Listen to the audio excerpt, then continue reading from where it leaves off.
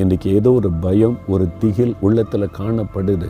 அதனால தான் ஆண்டவர் சொல்கிறார் உங்களை பார்த்து, அதனால் இந்த பயம் திகிலேருந்து நீங்கள் விடுதலை அடையணும். இன்றைக்கு என்ன காரியம் உங்களை பயப்படுத்துது, எந்த காரியம் உங்களுக்குள்ளே திகிலை கொண்டு வருது, உள்ளுக்குள்ளே வெளியில் தைரியமாக இருக்கிற மாதிரி காமிச்சாலும் உள்ளத்தின் ஆழத்தில் ஒரு திகில் அப்படி இருந்துக்கிட்டே இருக்குல்ல. ஆண்டவர் சொல்கிறார், என் மகனே, என் மகளே, அந்த திகில் உனக்கு தூரமாய் போய்விடும், பயம் ஒன்று விட்டு விலகி போய்விடும், நீ பயப்படாத அப்படின்னு கர்த்தர் சொல்லுகிறார்.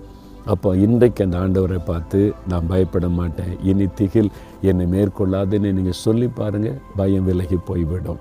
நான் பயப்பட மாட்டேன், நான் பயப்பட மாட்டேன், ஏன்னா இயேசு என் கூட இருக்கிறார், அவர் எனக்கு எல்லாத்திலும் கூட இருந்து துணை நின்று நடத்துவார், நான் ஏன் பயப்படணும் அப்படி சொல்லுங்கள். இன்றைக்கு நீங்கள் சந்திக்கிற பிரச்சனையில் நீங்கள் ஜெயிப்பீங்க, நீங்கள் மேற்கொள்ளுவீங்க. இன்றைக்கு நீங்கள் எதை குறித்து பயப்படுறீங்களோ அந்த காரியம் உங்களை விட்டு விலகி போய்விடும். இன்றைக்கு எந்த காரியம் உங்களை பயப்படுத்துதோ நீங்கள் அந்த காரியத்தை ஜெயித்து மேற்கொண்டு முன்னேறி போவீங்க. உங்களுக்காக இந்த காரியத்தில் கர்த்தர் மாற்றி தருவார். அப்போ உங்களுக்கு தெரிஞ்சிடும், இந்த பயம் என்னை மேற்கொள்ளாது, திகில் என்னை மேற்கொள்ளாது, என் ஆண்டவர் இயேசு என் கூட இருக்கிறார், நீ சந்தோஷம் உள்ளத்தில் வந்துடும்.